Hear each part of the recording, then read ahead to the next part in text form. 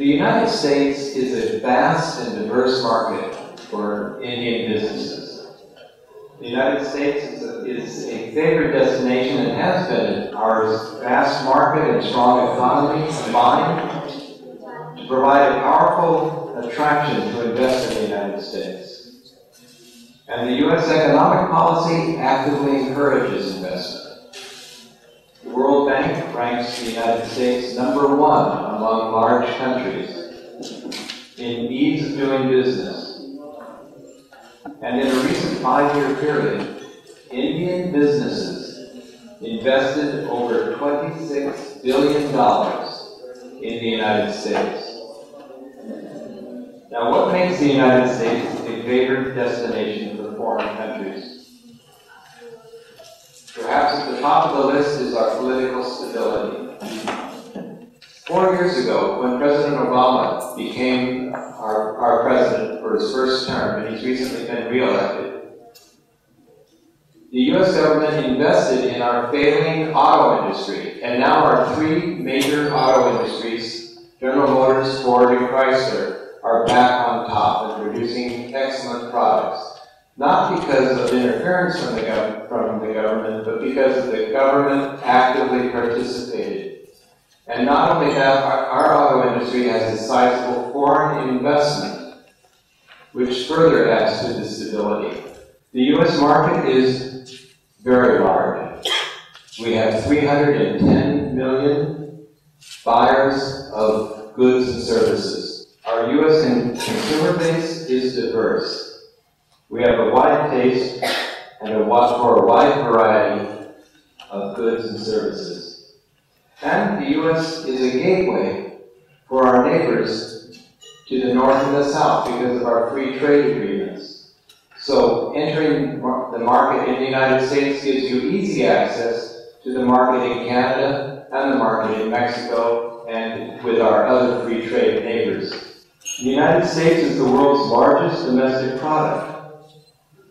We have a GDP of $15 trillion. We also have among the largest per capita gross domestic product, meaning that U.S. citizens have a large discretionary income to spend on products and services. As a result of the recent economic downturn across the world, but also in the United States, property values and business values are currently favorably valued, making it an excellent investment. Many individual states and cities provide tax credits to businesses, especially foreign businesses that want to invest in the United States. The United States also has a very strong and well-developed infrastructure. This facilitates distribution and growth. It also facilitates just-in-time delivery and reduces the need to carry large inventories. The U.S.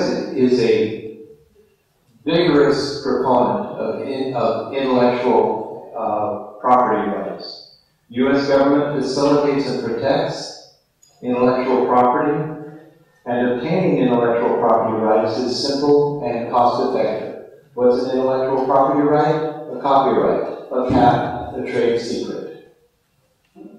Additional factors favoring investment in the United States include a very transparent legal system that is relatively easy to navigate, very little corruption, and we have permit processes that are very straightforward and easy. We have an educated and skilled workforce in the United States, an abundance of natural resources. Those of you who have visited the United States know that we have a very comfortable lifestyle. We also have a cultural environment that encourages entrepreneurship and innovation. Indian companies want to invest in the United States for all the reasons that you have in this room, primarily because it gives you access to our high technology.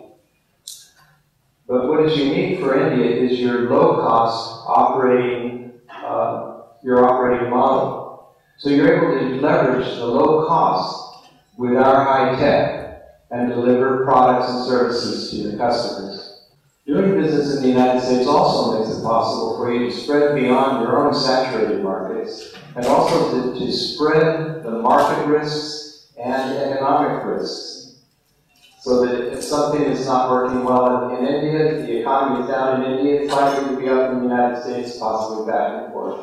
Now, the U.S. offers many opportunities for success, but to fully benefit from the opportunities, Indian companies must understand the legal and regulatory mechanisms that are connected to doing business in the United States. The United States is a republic, a federal republic of 50 strong independent states, plus the District of Columbia, or what we call Washington, D.C. The highest law of the land is the U.S. Constitution. Each state then has its own laws that affect business. The states are divided up into counties, local regions, and each county is divided up into cities, villages, towns, local municipalities. Laws by higher governments affect everyone below them, but do not extend to other jurisdictions. We have a very hierarchical organization of our legal system.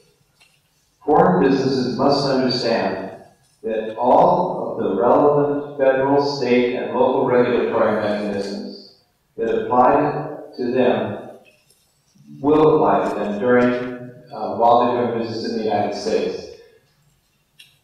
A foreign business in the United States is indistinguishable from a domestic business doing business in the United States. The United States doesn't discriminate against foreign businesses, and aside from providing incentives, it doesn't particularly favor foreign businesses. You're on an equal footing with everyone in the United States. Now, the federal government does not impose discriminatory tax burdens against foreign businesses or otherwise discriminate. We absolutely provide equal treatment to everyone. Now, for Indian companies entering the United States market, identifying the numerous incentives and credit programs, regulations, and requirements may be overwhelming. However, an additional risk is that if you do enter into an agreement with a local municipality, a state, or city government for favorable tax treatment, if your business fails, you may be asked to pay that back. So, foreign businesses are advised to seek and help the guidance of experts before entering into agreements with local governments. Looking forward, the United States will likely continue to be an indispensable business destination for Indian companies due to steady U.S. economic growth between 2 and 3%, and a long-term expectation of very low inflation. Foreign interest in establishing a business presence in the United States is expected to continue due to numerous opportunities for investment in the U.S. and various government incentives to promote foreign investments. The Obama administration has recently announced numerous incentives to attract new businesses and new investments to the United States. On the immigration front also, the administration has been working to make it easier for foreign investors and entrepreneurs to come and invest in the United States. The U.S. is committed to creating a favorable environment for foreign businesses that seek to invest and set up operations in the United States. For example, the $1 million Investor Green Card program has been renewed recently for an additional 3 years. Foreign entrepreneurs may now obtain an EB-2 Green Card if they satisfy the existing requirements and may also qualify for a national interest waiver under the EB-2 or Green Card category. Another example, sole business owners in the United States may be able to seek an H-1B visa under certain circumstances. You can enter the United States start a business, and that business can in turn sponsor you as an H-1B immigrant or non-immigrant worker to the United States. Identifying the right type of business vehicle to enter the United States market is critical and requires careful consideration from various angles, such as tax, liability, regulations, etc. And it's important that you rigorously comply with all the rules and regulations. Rigorous compliance with U.S. rules and regulations will be necessary while doing business in the U.S. These may be spread across numerous areas, like tax obligations, employer and immigration compliance, compliance with local law, antitrust, and product liability laws. Also export obligations, just to name a few. Many companies also see immigration issues as a major hurdle for their expansion plans into the United States. Securing timely visas and avoiding visa details for their executives, managers, and other employees to enable them to travel to the United States often ranks as the single most serious challenge for Indian companies. For many companies, staffing in the United States also poses challenges, arising partly due to their non-familiarity with U.S. hiring practices and procedures. Overcoming the challenges I've just discussed requires a three-point approach. Step one is carefully planning. To overcome challenges, it is advisable that Indian companies do a proper feasibility study and formulate a comprehensive strategy before entering the market. Step two, it is vitally important that you engage with experts.